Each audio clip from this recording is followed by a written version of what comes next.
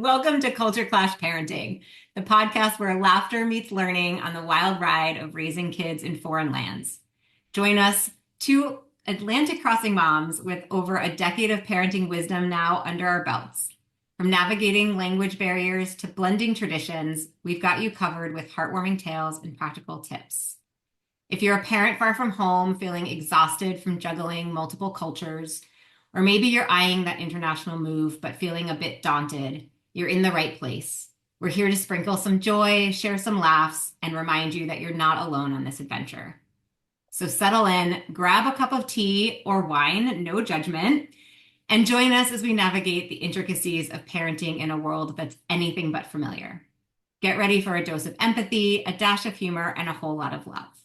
Let's dive into this beautiful mess of raising kids in a different culture together. Episode 3, Parenting in Translation, Why One Word Means So Much Across Cultures.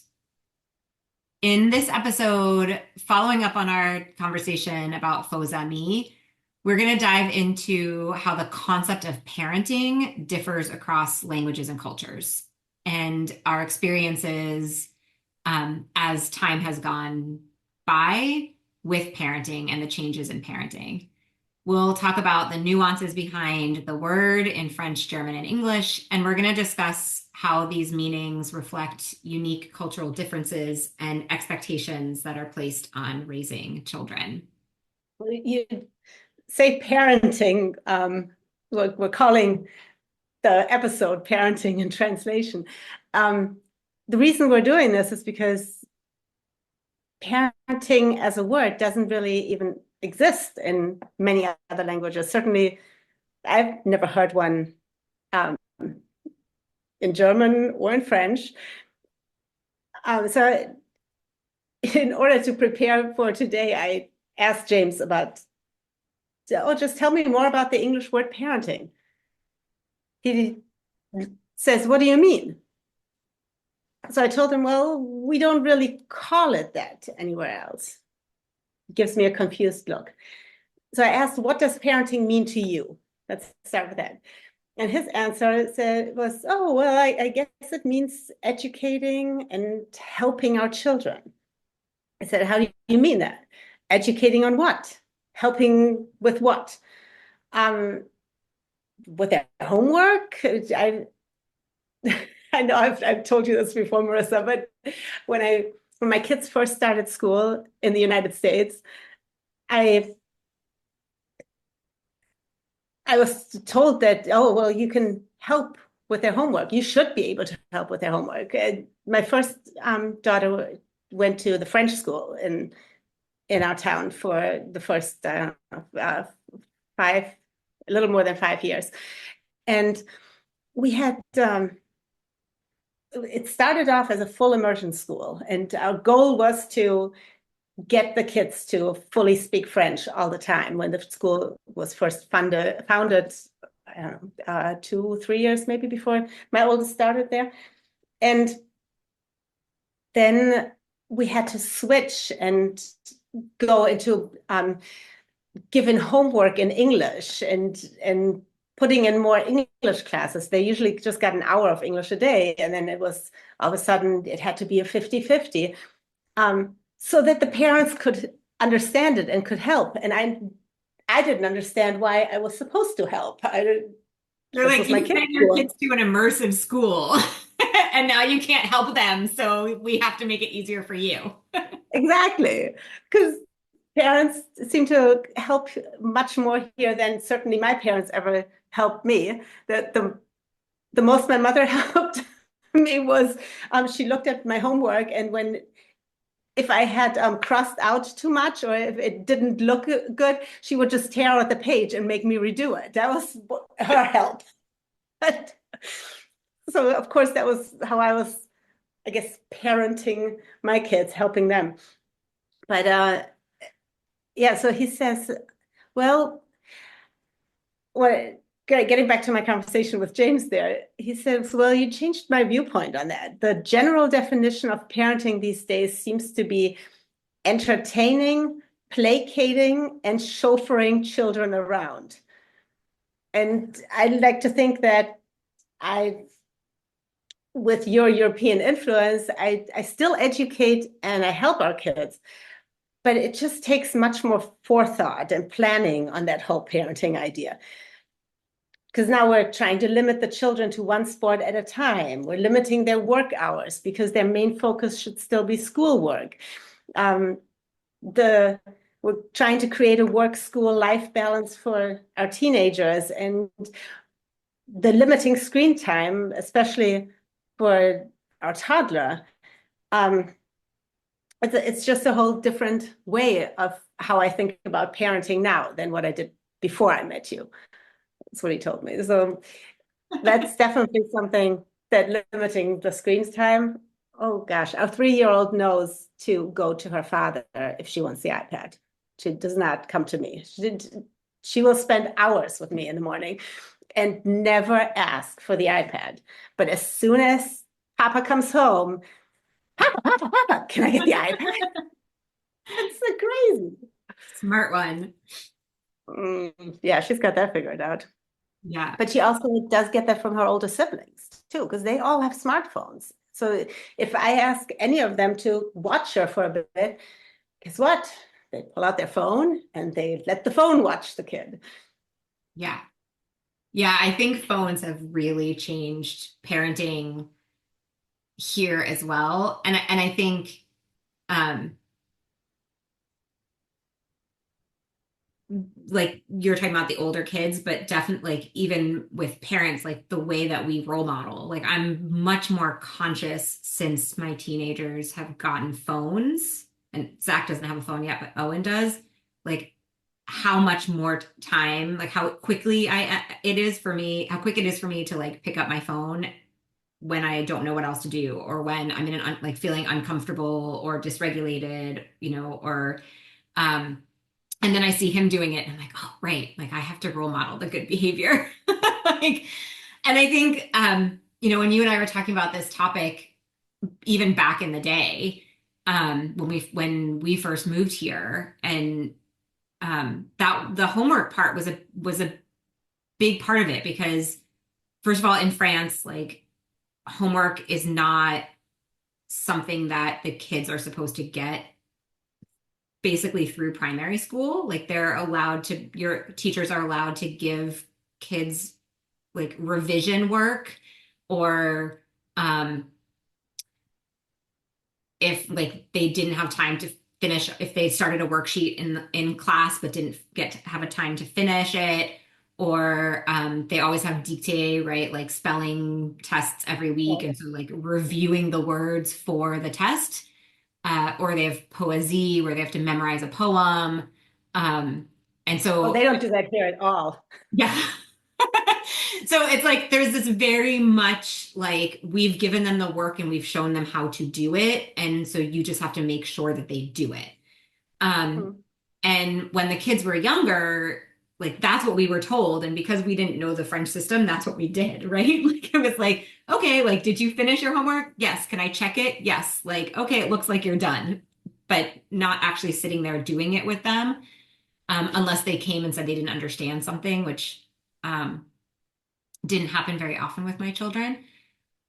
Um, but but yeah, it was this very different sort of hands off. Like it's our job as teachers to teach your children how to do the thing, and then you're just responsible for making sure that like They're they actually come doing it. back, they're actually doing it, right? But you're not supposed to teach them, and you're not supposed to help them, and because you're not here to help them in school when they have to do it here. And I really liked that because I liked it and I didn't like it. I mean, I liked it because it took the pressure off, right? But then I do remember having like, um, that sort of connection time with the adults in my life when I needed help with my homework, or, reading with my parents when I was learning how to read and sitting on the couch. Um, and so, yeah, it was sort of like there was a part of me that felt like I was missing out somehow on quality time because I wasn't helping them with their homework. And by helping them, I mean doing it for them, right? Like, because I'm because it would have because I know myself well enough to know that like I would have tried to help guide them at the time, but I also would have been like, oh, this is fun. Let's do more of this. Especially the projects. Yeah, In right. America, it seems like, yeah, in America, it seems like the kids bring home projects. They have, especially in elementary school, they work on a science project, but they don't really know science. So the parent ends up having to build this machine or what. Yeah, they don't we didn't have that experience with projects here for sure. It was much more like worksheets and like I said, the like memorizing the poems. But yeah, it's really interesting. And so you and I had this conversation and like getting back to the point about parenting, like I remember when you said to me, like, there's no word for parenting in French. And I was like, that can't be true. And then I sat and I thought about it. And um, yeah, I was like, yeah, there's a word for parenthood, but there's no verb. Like, we don't say to parent in French. It's not like parenté, like, there's la Right. parentalité, right? There's parenthood. Um, And then there's to raise children, which like, and you brought all of this to my mind, like élever les enfants, like you're raising the child, but you're not parenting the child. And so the language really is much more focused on the journey, like the process of parenting the child from 0 to 18 instead of like this is what needs to get like they have to reach these milestones and if they don't reach these milestones then you failed as a parent. It's like right like there isn't that pressure in the same way here, and I think a lot of that is just because daycare and like starting at 6 weeks old like it's just part of or um yeah like 3 months old is just part of the culture here. And so parents at a very early age hand their children over to childcare provider and then like and they do their work. And so it's like, oh, your job is to take care of my kid while I'm at my job. And then I come and I pick up my kid. And so there's more of that sort of partnership. But in the United States, a lot of people put their kids in daycare after 6 weeks or 8 weeks of age when they have to go back to work. Yeah, Well, but there's a I huge think amount that of happened guilt to around it, isn't there? Like, I don't remember having those. I remember with Owen, like having conversations with all of my coworkers in the US about how guilty we felt dropping our kids off at 6 weeks old and going back to work, even though we loved our jobs. There was this like, oh, I have to be a mom. I have to be the perfect mom and the perfect working mom. Um, Whereas here it was like, oh yeah, like your job is caregiving and my job is whatever my job is, and I'll see you at pickup time. I didn't feel that same level of guilt and shame. And that doesn't mean that it doesn't exist. They just didn't talk about it. Maybe. Well, and you don't pay as much for it in France. In Germany, they don't, a lot of people stay home at least for the first year because you can, you still, one, it's not like in the United States where you just get this very limited amount of time off to give birth and then you get kicked out of the hospital the next day and you're back at work 6 or 8 weeks later. So it's 12. I think my job back then had 12 weeks and then I gave notice because I wanted to stay home with my kids. My work hours did not allow me to put her into a daycare situation because I would have had to have paid extra for extended daycare till, I don't know, 7 p.m. And she would have never learned German or French. I would have never been able to interact with her. So for me, it wasn't an option. But in Germany, you get, what, a year, I think, that's still paid at, I don't know, 60% of whatever your last salary was. And you can take up to, I want to say 3 years off, and they have to then give you your job back. So there's no need to go back to work directly and have somebody else raise your child for you. Um, which is also probably why you're always the parent, right? So there's no parenting needed because you're always there, especially in those first couple of formative years. And now you're just raising them to then be autonomous, I guess, enough to go to preschool where the kid has to be potty trained. The kid has to be able to feed themselves. Yeah. You've raised them to that point then. Yeah, that's so interesting. Like, so in France, they get 4 months maternity leave, but you have to take the first month before you have the baby. So you stop working at 36 weeks unless you get a doctor's permission. So really, you get 3 months after the baby's born. Um, but then there's also like paternal leave, so they get 11 days off. Um, three of which have to be when the baby's born. So it's like they have to be there for the first 3 days after birth. And then the other 8 days they can take whenever. Um, but it was just really different. I think like in the US, like I worked up until the day Owen was born. And he was born on a holiday. So I probably would have worked that day had it not been January 1st. Um, and I think you're right. Like the cost of childcare is so expensive. Um, that I mean, almost my entire salary went to pay for Owen's daycare when we were in the US. And so there was also this pressure. But I also think here there's more of a culture of multi-generational family. Like people don't move as much here outside of the place where they were born. Um, and so there is like when there's school holiday, like the grandparents the kids get sent to their grandparents' house, sometimes for the full 2 weeks of vacation.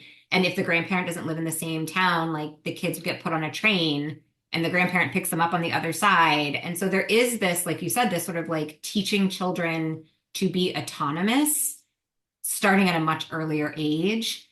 Um, and that's so ingrained in the culture of like, again, this sort of idea of parenthood and raising children. Like, this is not my whole identity. This is a part of my identity, and this is part of this generational continuity of life.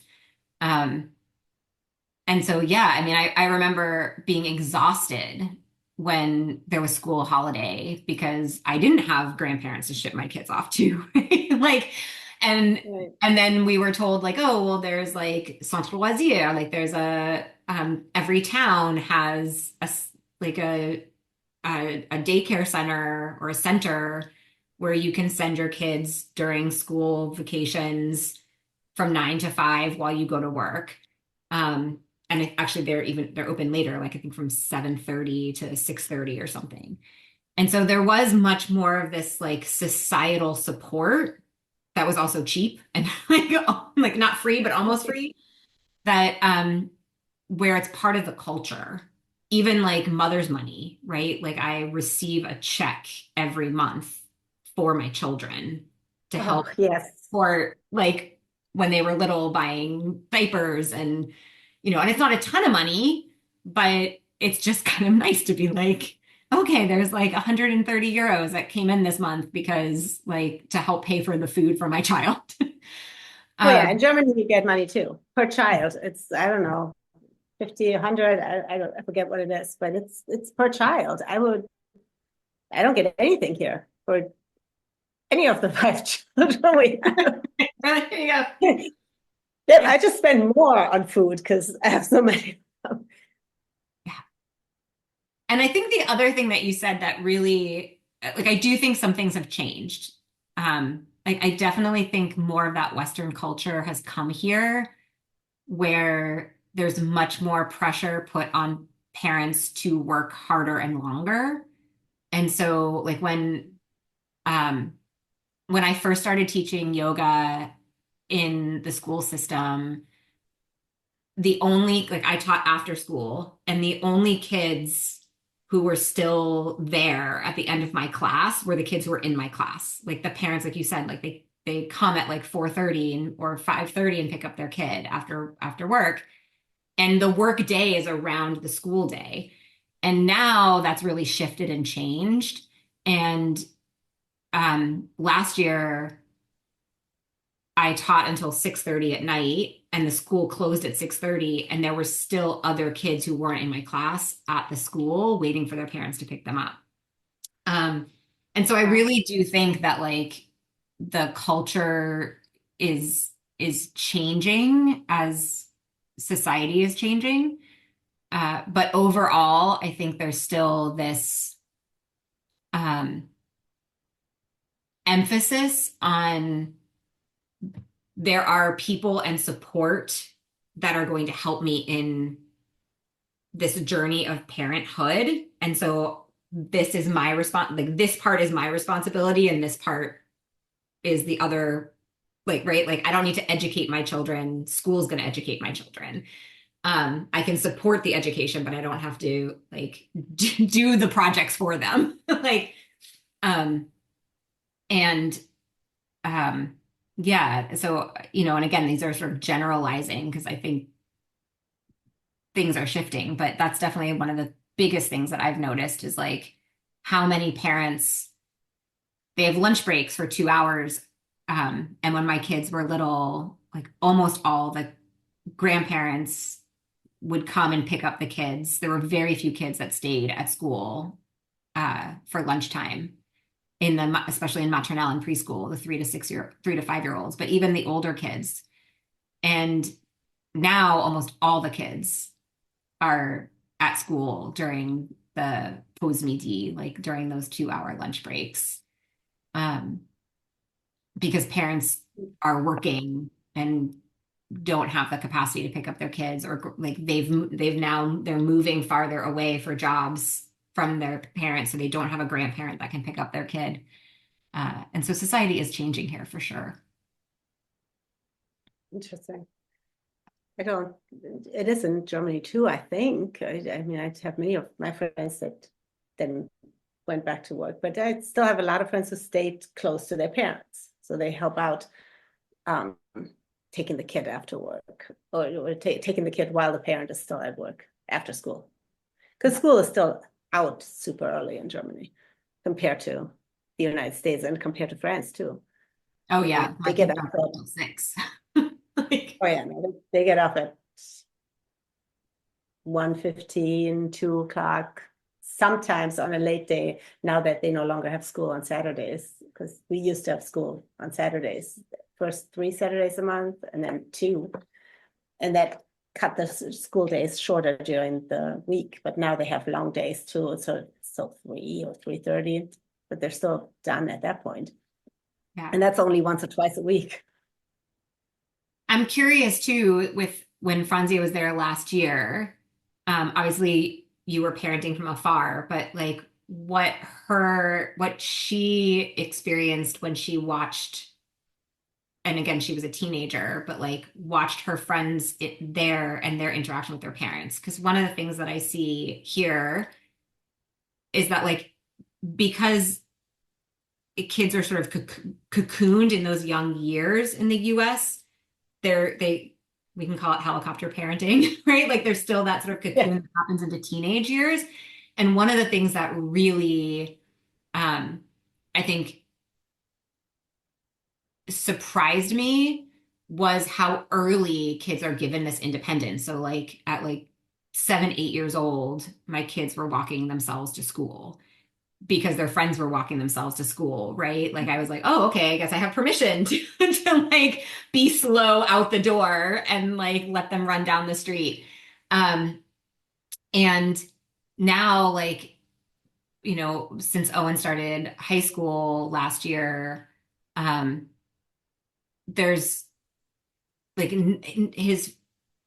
his friends are all like, will just come home. Like there isn't they go all over town by themselves. There isn't the check-in. There isn't the like the school doesn't contact us and tell us what their homework is. Like the communicate, it's very much like the expectation is on the kids to be adults and to take care of themselves and to be the between the teacher and the parents. Like there isn't back to school night and parent teacher conferences that like it happens, parent teacher conferences happen once a year. Um, Yeah. and so there's much more like emphasis, again, part of this parenthood thing is like your job is just to make sure that the kid stays alive so that they can like be independent and go off on their own. Um, right. And we used to talk about this like kids are meant to be seen, not heard. So like you take your kid out to dinner at 7:30 at night when they're little in France when the restaurant opens, and like the kids sit there and it's like 10 o'clock at night when you're finished the meal and they're like sleeping at the table, like, and they're not running around and causing chaos and being loud. Like there's the like this sort of expectations that are put on them when they're little so that by the time they're teenagers, there's much more of this self-sufficiency. Um, Yeah. I see a huge difference in my older two that I pretty much raised by myself, because we didn't have any family in town when during the first 10 years of my daughter's life. It was really just her father and me, and her father went to work and worked long hours, so it was really just me raising her, and and then my son too, and we would take them to dinner late at night after he would get off work at 6:30, 7. We would take them to dinner, and we often get compliments on, oh, wow, how old did she say she was? She's 2. Look at her eating by herself, and she's so nice and quiet. And we somehow don't get that about our youngest. It's weird. It's almost like we also took her to restaurants, but we were much more permissive. I was much more permissive with her because of James coming from a very different culture and having raised his first 2 kids completely different. And yeah, she's often a pain to even take her to a restaurant. I have to say, somehow she did really well in France, or in Germany she does really well, but yeah, it's hard sometimes to take her to a restaurant here. yeah. But what you said before about the Francie being in Germany last year and going to school there, and just taking the bus, getting herself to school. I didn't parent her from afar. Just I did, since she does have an iPhone, I can look up where she's at, and I sometimes did before I would go to bed. Oh, I wonder if she's at school already. And if she wasn't, I might have sent her a message. That one time I did definitely messaged her, called her, didn't know she had her first period off, and she who wasn't supposed to be in school. And she was a little mad that I parented her from across the ocean. Like I said, I only did that once, I think. but yeah, generally I just always let them go do that. In Germany, we walk ourselves to school in first grade. Like, now you're a school child, you're a big kid, and here's your school bag, go walk. It's usually just a couple of streets, and my kids here, I would let them walk, but in the suburbs, in the city, I wouldn't have let them walk to school either when we still lived in the city, I don't think. It really is. I think it's the environment that changes that. But Yeah, I mean, for sure, my kids could walk to school because there was one street to cross, 2 streets to cross to get to school. And I knew between our house and those 2 streets and school, there were going to be other parents and neighbors who were out and about and looking, right? I mean, I think, again, it speaks to that sort of community vibe. Um, but yeah, I mean, I grew up in Manhattan for sure. Like I was not allowed to go, like I was not walking to school by myself when I was 6. Um, But exactly. And yeah. same here. Yeah. Um, Um, I'm curious because like we talked about like so parentalité, right? Like parenthood in French. What's the German word that you would use for parenting or parenthood, or raising parentalité. children? Oh, well, those are two different words. So parentalité or parenthood, that's Elternschaft, which you just have. Like you become a parent, so you have the Elternschaft. It's kind of like you happen to be a baby daddy, you have paternity. You can't really choose it, right? Yeah, Um, but that does not necessarily make you a good parent just because you have parenthood of a child. right. Um, Élever les enfants or raising the child, that would be die Kinder erziehen. Like du ziehst die vielleicht auf, like you can raise them up, or generally the word is Erziehung as the noun, or die Kinder erziehen as the verb. And that ziehen is to pull. So erziehen is I don't even know how to translate that prefix, but it would be more like to pull them up, to raise them up, to kind of like élever les enfants. Yeah, élever, like to elevate them to their highest best. Right, Yeah. exactly, but not to elevate them, like put them on a pedestal, which I think sometimes people here do. Yeah, It instead of seems like so to many hold them Americans, down. Here it's yeah, like we're you're going to discourage you from one, like we're going to give you a whole lot of independence, but we're also going to tell you that like you are not perfect because perfection does not exist. So therefore, like we're just going to reinforce constantly your imperfections as we lift you up. there you go. It's a little bit of a paradox in Europe. I get that, Yeah. but at the same time, I think in general it creates a little less of the selfie snapping, I'm the best at everything, medal seeking child that we often see. And I see it in the United States so much that people will compliment their children on everything that the child is supposed to do anyway. So there's the good job. The Here's your gold star. You get a gold star for showing up. The medals at any kind of competition. Everybody gets a medal, no Oh yeah. matter. Zach was talking about this. He's like, because he plays baseball and he was like, yeah, I don't know. He's like, I don't like the whole participation trophy thing. He's like, I like living in France where it's like you win or you lose. And if you lost, too freaking bad. Like, Yeah. no trophy for you. So, Better luck next tant time. pis, tant pis. Do better next time. Yeah, trophy. Exactly. Right. But Um, I think it creates a certain humility that I don't think a lot of.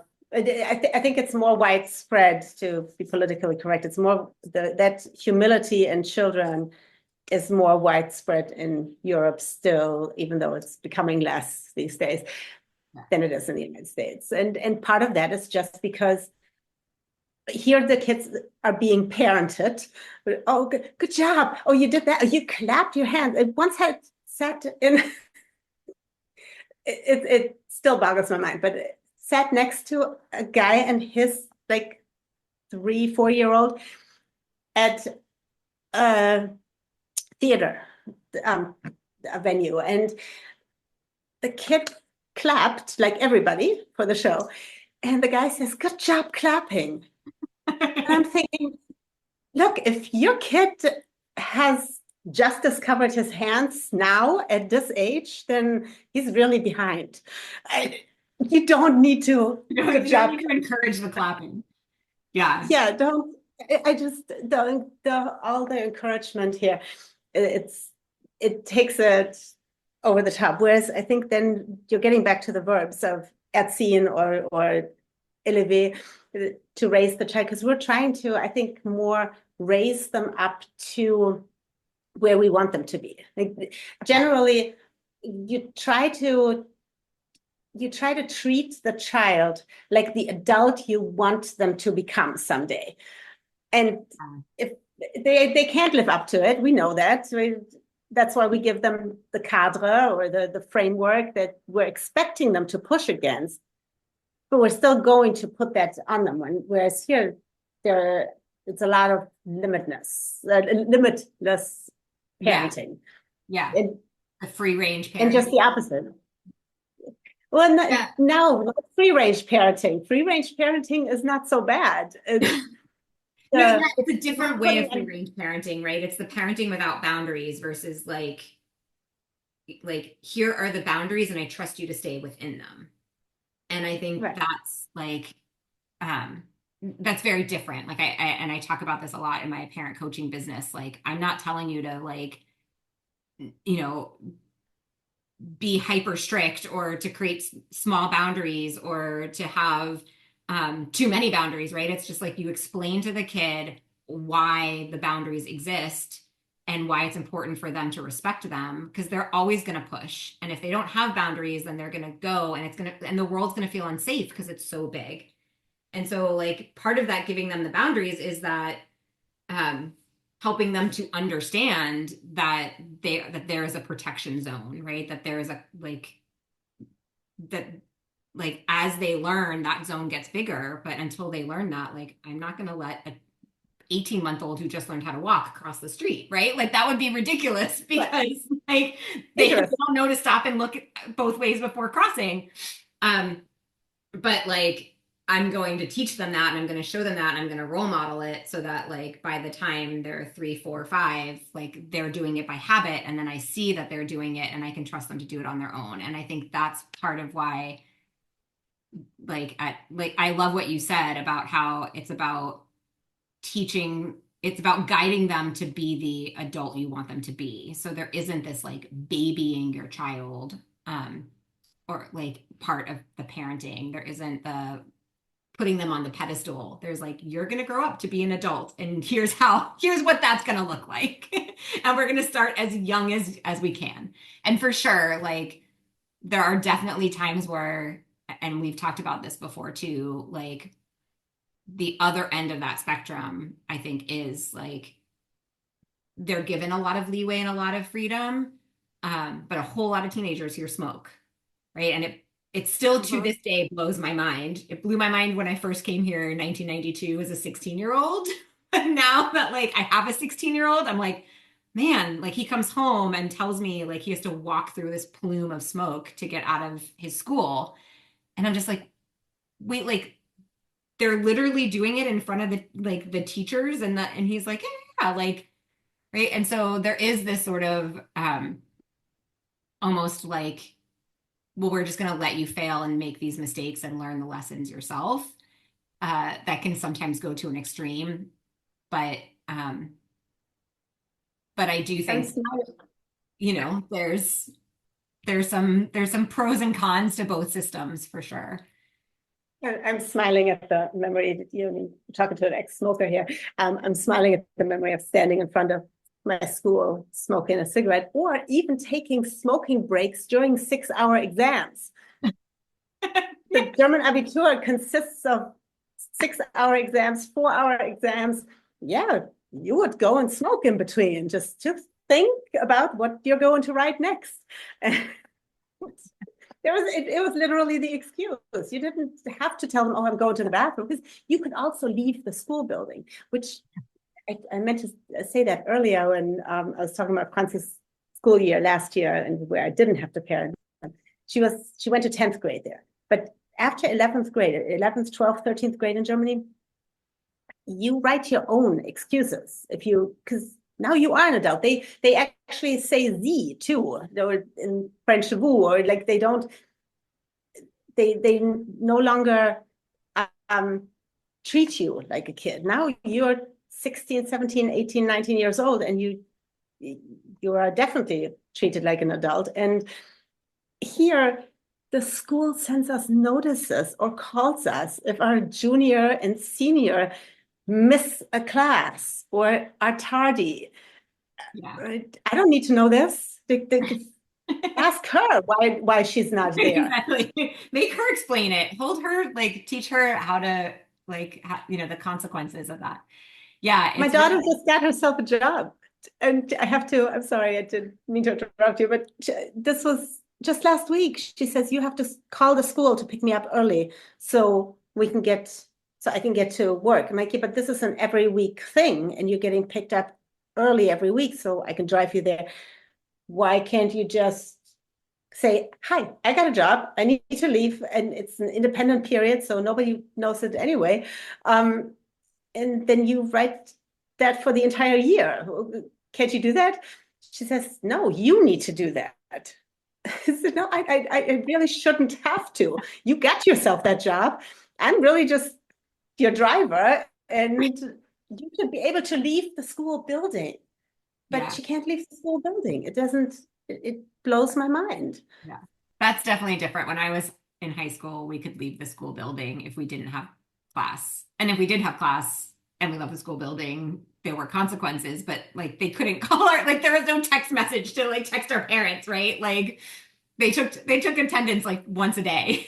Like and that's when they were gonna find out if you were there or not. Otherwise, if you skipped class, like, somebody it would somehow get back to the teacher, maybe. Yeah, Um, but the truancy officer, we didn't have in Germany. no, You we walked didn't have yourself to that. school after first grade. And if you didn't show up, your parents might not know until the afternoon that you got lost. We had police officers that would find you in the park and be like, should you be in school? And then you'd be like, no, I have a free period. And they're like, okay. Like, or not sometimes, but most of the time they were like, all right, just checking. Um, these like obviously like there's so much that we can talk about it. Um, so as we wrap up, like I think just to reflect on some of the things that I heard, which I think really speak to this like cultural difference and the culture shock of moving to another country with children is like this idea of am I raising my child up to be the adult that I want them to be? Or am I trying to relive my childhood and heal all of the wounds that I have from the things my parents did or didn't do, and project that onto my child by being the best, the best in quotes parent I can be by constantly being present. Um, Or are you going to, in my case, be the outlier parent who is raising her children in a way that they don't feel like they fit in yeah, here? So yeah. then they're not getting a cell phone because what do you need a cell phone for in sixth grade or seventh grade? And my daughter told me, I lost friends over this because I couldn't Snapchat them back and they made fun of me for having a flip phone. Um, and now she's fine with it, but in sixth grade that was hard. Yeah, yeah, Um, for sure. so yeah, and are you then just going to go with whatever new culture you're in and just adopt some sort of a parenting style, for lack of a better word, that's not your own? That because I'm sure that my parents made plenty of mistakes raising me, and of course there are those things that you don't want to copy or repeat on your children, and some that you repeat involuntarily anyway. But then now you're in a whole different culture, and everybody's doing it completely differently. And how do you how do you not get in trouble? What if you now live in a culture um, where spanking is allowed, but you come from a culture where it's not allowed, or vice versa? Or Now letting your you kids cross the street. I mean, I've heard that from several people who are from other countries and have moved to America. Like they've let their kids walk to school by themselves, and a neighbor's called the police the or police. like knocked on the door and was like, "Why is your kid walking by themselves?" Yeah, I think what you're saying and what obviously talking about extremes before, but I think that's really the key thing, right? Like just being intentional. Like we live in a world where we don't have to we've evolved beyond fight or flight. Like, yes, our brain is going to be like I want to fit in, but you also get to say, like, is this in alignment with my values? Is this the kind of parent I want to be? Like, am I projecting onto my child? Am I being right? Like, what kind of parent do I want to be? And if somebody else is being the kind of parent they want to be, like, that's not your responsibility. You don't have to mirror them. You don't have to criticize them or judge them, right? Like, you get to be the kind of parent you want to be, and they get to be the kind of parent they want to be, and your kid is going to be okay. Because, like we talked about, like, my parents made mistakes too. They did some great things too. Like, and I'm still here, right? Like, um, and Healing your wounds from healing my child. wounds. And some of them I project onto my children. Like, I'm not saying I'm a perfect parent either. But I think that was a really big lesson. I really appreciate that you said that, because I think one of the biggest lessons for me, and you really helped me because of your experience as a parent in America from day one. Um, to know that, like, I got to, like, I didn't have to be, I'm not French, so I don't have to be a French parent. And Right. and I'm also now have lived in France long enough that when we go back to America, I don't have to be like a typical American parent, right? Like, I don't, there are things that I get to pick and choose what feels right for me. I was Um, about to say that. It's kind of a nice situation to be in, yeah. to get to pick and choose. You just have to, if you're a parent in a country that's where you didn't grow up as a child and you're raising children in that country, it, just make sure you know the laws Yes. to where people don't start calling the police on you because you're letting your 6-year-old walk to elementary school by himself. But other than that, yeah, be the parent that you want to be, and look around you and see the good things about how parents act. Because I actually like that American parents will often tell kids, I am proud of you. That's something that I did not grow up with. I have an American cousin who was brought over here when he was 3, was raised by German parents. And he has told me, I've always gotten along with any boss I've ever had. You know why? Because I don't expect any good job or congratulations. You know why? Because I never got that from my dad. And because German parents just don't do that. They didn't. You're expected to do your job, which is you're expected to try your hardest at school, and kind of like what you said about France before. You don't. We're going to give you that card. We're expecting you to make mistakes, but then we're like, oh, don't be, do it again. Right. On that note, like, one of the things, as you're saying this, that, like, the teachers, they don't say good job or like smiley face on the paperwork. My kids used to get like vu, like seen. I've seen it. And this is like in Yep, maternelle, right? Like in preschool, like vu, I've seen your work. Maybe if they were lucky, they would get like a TB, like très bien. right. But it wasn't like, yeah, there wasn't like the smiley face and the like, or even like a check plus. It was just like view, like I've seen it, or like sometimes like bien or très bien.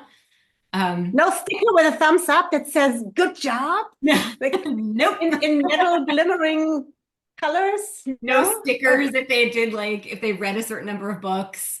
Um, yeah, and so Awards. yeah, right. Yeah, Yeah, my like kids were no getting reward awards. charts, no anything. But I think that's the key thing, right? I mean, it was so shocking to me at first, but it was also, it reminded me, and Sean and I talk about this a lot, like, um, I'm a very different parent than I ever expected myself to be, because I've integrated these two cultures and taken the parts that I like, because now I feel like I have more options because I've seen different ways of doing things. And so instead of just being like following along with the conditioning, or what I thought or expected I should do because my parents did or my friends are doing it or whatever, it's like, oh, right, like I get to be the parent I want to be, and I get to be a different parent with each kid because each kid is different. Um, and so I feel like I've become much more adaptable, but I also love your advice. Like, make sure you're following the law. Like, Don't leave your kid in a baby stroller outside a store in America. Um, and Right. right, and don't um, and don't constantly pat your kid on the head and tell them they're doing a good job and walk them to school when they're 16 in France. Like it's just um but so as we're wrapping up, also like we'd love, as always, like love to hear your stories and also just love to hear what parenting means to you and ways in which you parent similarly or differently from the culture you were raised in. And also like the words. Like I love that we were talking about parenting um, versus parentalité versus I won't even try to pronounce it in German. Elternschaft. That was the easy one. Come on. I was gonna say maybe if I saw it spelled out, I could spell it, but I would probably would make it way more confusing. We'll make sure we'll spell it out for you guys in the show notes. And yes, send us emails. Tell us what the word is in your language. If Yeah, you speak a different language, how do you call parenting? And what does it consist of? What we would love to know. yeah. So you can message us at cultureclashparenting@gmail.com or follow us on Instagram at cultureclashparenting. Like, subscribe, and share, and we'll see you on the next episode. Bye.